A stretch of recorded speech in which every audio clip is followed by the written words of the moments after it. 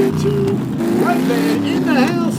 Hey, it's a podcast. All right, welcome back to another exciting episode of Redman in the House. Hey, it's a podcast. Hey, as always, I'm an RBV, Richard Bronson Vickery, joined by the one, the only, the living legend, the Hall of Famer, Redman. Welcome back to your show. Oh, it's great to be back, Rich. Just got back in from St. Louis. Old St. Louis. Hey, we're going to Yeah. talk all about it. You were out there for a big time event, made the trip out there. Yes, I did. I went out, worked the Lucas race, parked the rigs, saw a lot of old friends, met some new ones, worked with two of the fabulous ladies I know, Miss Sally Martini and Miss Nettie. We had a great time. Looked like a blast up there. Hey, there's a lot I want to ask you about that. The Okay. scenery was so beautiful. Mhm. Big wide open spaces there. A lot of room to get a lot of big rigs in there. A lot of action there on the tracks. Just kind of that location. What's around that? Because it kind of looked like it was kind of like that's what's there. The track. Well, it is not the last exit, but the last big exit before you cross the Mississippi. So you're sitting there at the racetrack, and right across from you sits the arch. So you're almost downtown. You're probably a mile or less Okay. from the track. It kind of looked like you were sitting out just out in nowhere land. Like Oh, just yeah. the track was there. But some of the photos that you had, we'll share them here on the show. But beautiful skies, beautiful setting. So your role there, a little different than back in the day when you're at that starting line. Oh, yeah. Now you're helping everybody get set up when they come in. So you're helping the crews get into the pits, right? Oh, yeah. Well, we sit there and we started Wednesday morning early, about 9 o'clock, and we worked till 7:30 the first night, and we started 7 the next 2 days in the morning till 7:30 at night. Those And, race days are long days. oh, yeah. And that's not counting the racing part. My part was 12 and a half hours. Racing goes about 16. And we had weather issue on Thursday, so they only got to get one run in or a practice run in. Or no, I take it back. Let me back up. It was Friday. Quit raining about 11:30. Got the track dry, and everybody got one shot down the track, and they did the shootouts, as they're called, which is a race within a race for Right. money. Yeah. So when they're coming in there, I mean, what's the strategy there? Like, do you have a pre-spot like where certain routes can go, or are they trying to say, hey, we want to get with our buddies, we want these, showing up early to get the prime spots in that? Yeah, like we talked about the last episode, there'll be coned off areas. That'll be a lot of times for sponsors or comp eliminator. We didn't have alcohol at this one, but like comp eliminator. Everything else is wide open. They'll come in, and like I said before, they'll either want to be close to the staging lanes or they want to be down towards the finish line, or I don't care as long as it's asphalt, they'll say. And so we try to get them together, and then they'll go, hey, can I say when I got a buddy about 40 minutes out? Sure. Put a cone in it so we know it's being used. But if I need the spot and he's not here, all hands are off. We can take it. So they got to get their friends there. We can't. Some guys coming in 2 days later after 300 cars have been there before him. They get a little upset with that. So I mean, I kind of imagine you have that mad rush early. People want to get in, Yes. But you said they get each day that they're coming in. So Right. I mean, they're staying there for the entire time, right? Right. They're camping out. They're camping out the whole weekend. Most of them are got a hotel. Morning is a rush. Every morning's a rush. And afternoon, say about the time you think people got off work, say if they took off at noon, 1 o'clock, time they travel. And they'll trickle in all day. We'll get a little rush towards quitting time. And then back the next morning, you'll have a stacked up bunch and park them and then wait on them to come. How is the facility overall, especially for the fan experience? Oh, it's a neat facility. You can really sit high. And one of the exciting things at this race was they were testing Indy cars there on the big oval, which sits right there at the racetrack. Okay, so they got 2 for 1 for the Oh, entry there. yeah. They had the lights, they're called, the step under the big Indy cars. And then on Thursday, they had the big Indy cars. You hear them getting it. And a couple of the lights got in the wall. They hit the wall, and you could hear it from where I was sitting. Wow. Yeah, but it didn't hurt nobody. Just banged the car up good. Very, very, very cool. So some of those fan perks, I guess, they probably have like a gift shop. How's their concessions? The concession stands are great. If you want a great thing they call a smash burger, St. Louis is the place to go. Hold on. This past Saturday, I had a family function. My brother-in-law, Matt, Mhm. He's ruined burgers for me. It was so delicious what he did this week. We did smash burgers. Oh, yeah. Oh man, I love those. Man. And chicken tenders. They got a new barbecue out there. They also got an area when they shut down, kind of like a beer garden. Got a couple pool tables in it. Okay. So So we you got go the there and lounge and all chill. that. Oh Okay. yeah. So it's a pretty neat experience. You sit pretty close to the track, and it's a huge place. It's neat. You got actually the drag strip. You got the 1.25 mile oval. Then you got a go-kart track where you can go rent and race them Whoa. inside the Wow. oval. So it's So kind of there's like, a lot going on there. oh yeah. And then he's got a place outside the track over towards the interstate where you do that jumping trucks and bikes and stuff. Oh yeah. So it's a complete race hub there. Oh yeah. That is very fair. I'll tell you one of my favorite things to do at Edgewater. Not one of them. My favorite thing to do there is we get that wireless mic, and I love hitting the grandstand, yeah. hitting the fence line, and talking to the fans. Oh yeah, it's fun, and I got, like I say, got to see a lot of people. Got a lot of them. I'm hoping starting to watch the podcast for us, and the people I talked to that have seen it really like it, because we want that feedback. That it's not boring, and everything. So Well, let's. He is the man. You got the commander in charge here. We're at the BFW 7570. People already filing in here. We're inside the cantina. Our next episode, we're going to be outside for the first cruise in. We're going to have some sweet rides to look at and talk about there and show everybody the cabana what's going on this summer. Mm-hmm. Hey, talking about the concession stand. Right. What's been like your go-to all-time favorite track rub? St. Louis is getting up there at the top. Pretty good. Yeah. What do you go for though? I get that smash burger, cheeseburger. Okay. They do a single, which that's about all I can eat. But they got a double, and it's like, wow, the double is really huge. So it's something else to get when you get them there.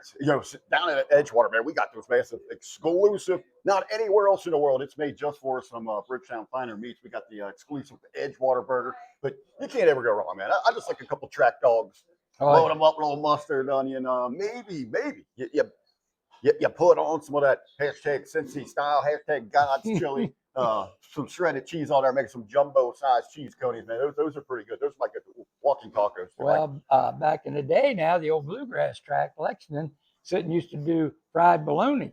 A lot of people like Kentucky round steak, so yeah, they used to do the bologna sandwich. And I've always heard, I haven't had it yet. I've only been there twice, I believe. And I don't know why I didn't get it, but Killcare supposedly has like one of the best pizza pies out there. That's what they're famous for. Oh yeah. Well, outside of their amazing racing. Right, and then like Beach Bend, once in a while they have a guy who does catfish. Woo, baby! When you get some of his catfish nuggets, they're pretty excellent. Good. Oh yeah. So there's a lot of good food out there. But see, to me, those are those things that are extra nice. And if you can enhance those, it really enhances the overall race day experience. Oh yeah. There's nothing like good track food if you can get it.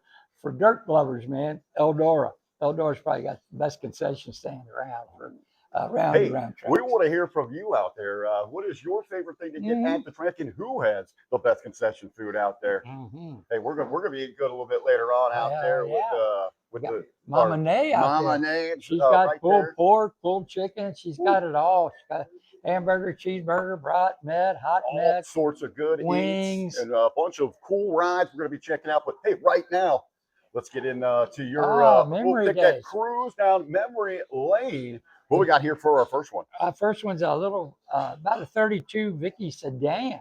A guy had big V8 in it back in that day, and he enjoyed himself. He just ran for time only. Don't know nothing about the information on that car, but it ran pretty quick for what it was. Looking, it was pretty old school ride there. Oh yeah, so it was a blast. That's what you used to do. You could only run for time if you didn't fit in a class. So he ran for time, and that was before we had the ET bracket. So that was a neat piece. Now my next one. Say now in these photos, outside of the vehicles, you've got where I always scan the background, but this next one, you've got a lot of cool things going on in the background. This guy here is one of the all-time legends of Edgewater, Tri-State, and Bluegrass. This is Dallas Kelly's '64 Ford Galaxy, Fairlane High Rise, 427, 425 horse, which fell into AA stock. And he raced at Edgewater a lot. That car had been class record holder before. And Dallas is just a top-notch guy. He was probably one of the first Eagle Scouts in Harrison, Ohio back in the day. and he ran Edgewater faithfully every Saturday. Well, I really love, outside of Dallas in the car there, but I mean, we've got them lined up on the Oh fence yeah, and the into the people. background. That is a busy And race that's day. a regular Saturday or Sunday there. That's what's neat. It was like, wow. So then we turn around. We turn around and I was trying to think. I wanted to tell you a cute story. I've got a little off track here. He one time was coming back from Lexington with that car, blew up the ramp truck Whoa. on the interstate, unloaded that car and drove it to race at Edgewater that night from They Lexington, just left the Kentucky. trailer sitting there. And Oh yeah, because they blew the motor up in it, and hey, you got to get to the track. oh yeah, so yeah, he came in that Sunday night and raced, and he went quite a few rounds, even driving that car. That is very, very, very cool. Hey, again, everybody, you want to check out some cool rides each every Thursday now into the season right here at the VFW 7570 in Harrison, Ohio is the cruising day. As I said, we were got some awesome music from DJ John Summers, John who Summers. used to be big time DJ. He was on WABN or the country station, I believe it is, 105, whatever that was. Yeah, he was on 1035, the oldies. And he there, right? used to, one of your favorite things, used to do a little announcing and wrestling Oh, back in the day. I You didn't need know to get about with him. him. I'll Oh, talk with him. yeah. I've spoken with you before. Hey, when me and him are here at the VFW 7570, hey, John is the second most amazing voice There you that's go. here. But no, we've got awesome, a lot of cars show up each and every week. You love checking those out. We got the good eats, we've got the music, and some of the best people around you can come hang out with. Again, that's every Thursday here at the VFW 7570 Harrison, Ohio.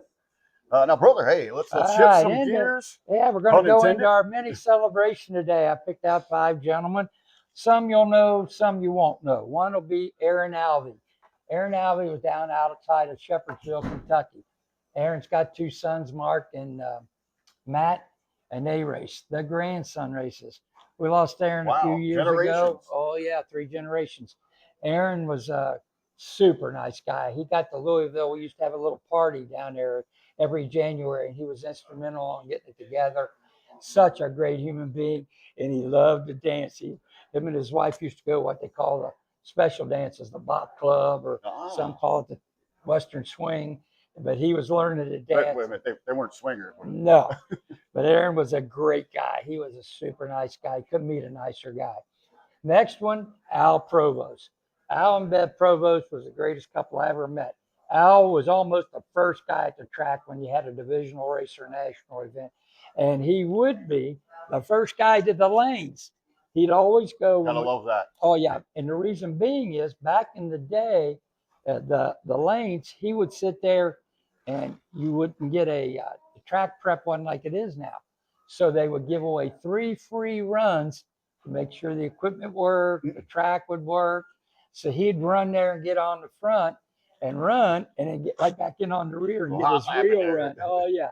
So Al would always be number 1. Ran big station wagons most of the time. He did have a Oldsmobile Cutlass one year, but he liked the big wagons and stout. You're talking 13-second high 12 for a 4,400-pound car. Oh yeah, he was a character. Wayne Isaacs. I didn't get to know Wayne a whole lot. Wayne was a good racer. He had bought a '67 Corvette, ran super stock D automatic, and he raced all the Winstons back then. He was, I believe, out of the Columbus area. And Wayne, we lost tragically to an accident at Columbus. And it's when they stiffened up the rules on the Corvette a lot, how things were mounted, how that roll cage had to be inside the car. So, yeah, his passing created a lot of change in the Corvette being on the racetrack. Great guy, though. Wayne was great. The car was always fast. Next guy's Mike Mazza. A lot of the super gas guys will remember Mike. Mike owned a couple pizza joints up around Mansfield area, or not, take it back, no pizza joints, Italian restaurants. Italiano. Oh yeah, Mike was big time Italian. Was former division champion, had a Vega, badass Vega. Ran it for years and years. Then he tried a Cutlass later on run. The car was good, but just didn't seem to have what the Vega had. I don't know what the reason was, but it just wasn't the car the Vega was. And son Travis still owns the car as far as I know. Occasionally he'll bring it out, update it, make a couple runs and put it back in the garage. But Mike was a super guy. We lost him early to cancer. And my last one today, a lot of people won't remember this kid, young kid, super nice kid. I don't know how many guys and gals remember the high-seated street roadsters back in the day. Well, he had the old style. The kid's name was Kevin Dodrell. And great kid, always smiling. Him and his brother always come to the races. Had a great time. We lost him tragically to a shooting incident at a nightclub. Yeah. And he was just getting good, getting in his prime. And it was sure a tragic loss to the sport because he really loved racing and super nice kid. For a young guy, wasn't cocky, wasn't arrogant, just an all-around nice guy. And that's my group for this week. So let's keep them in our memories, keep them alive. Group of kind of unsung heroes of the drag racing world, helping it make it the incredible sport that it always has been. But again, seeing a great thrive as it goes forward here today. Oh yeah, it was always good to keep these people alive. I was telling people in St. Louis about it. I said, look, we can't let them die just because we sit there and they're no longer with us and we're up into the modern day, whatever. These guys rode this sport on their back and kept it going for us. Hey, also out there, if you're listening with us and you got a name, someone you'd like to honor, and we could give a shout out to here on the show, we'd love to do that. So leave us a comment with their name and maybe a little bit of a bio, and we can share those as well. Well, one last thing before we go on this segment, give you a little teaser of something we're going to try to bring along. Let's do those race teams. And I'm going to start you out with one, the Bob Bond Racing Team, Super Gas, Super Comp cars out of Columbus area, Shady Side, Ohio. They were all painted yellow, black trim, class act, had shirts, pants, and I know there was Joe Slick in it. I think Sam Park ran with them a little while. 2 or 3 other guys. Cisco, I call him the Cisco Kid. He ran with them, and then Bob himself. Great little team. They'd go to most of Division III races, hit some national events, Indy and them together. But yeah, start thinking about those teams, not the Forces, not the Schumachers, the little guy that made racing what it is and got really teams excited and off the ground. That is very, very cool. That's going to wrap things up for this episode of Redman in the House. Hey, it's a podcast. Hey, be sure, please share all of our content, but don't miss the next episode because it's going to be a very cool one. Oh, yeah. We're going to be outside. We're going to be outside checking out some awesome rides. Hey, that is the bat signal calling. Duty calls for the commander. So, hey, thanks for joining us on this episode of Redman in the House. Hey, it's a podcast. See y'all.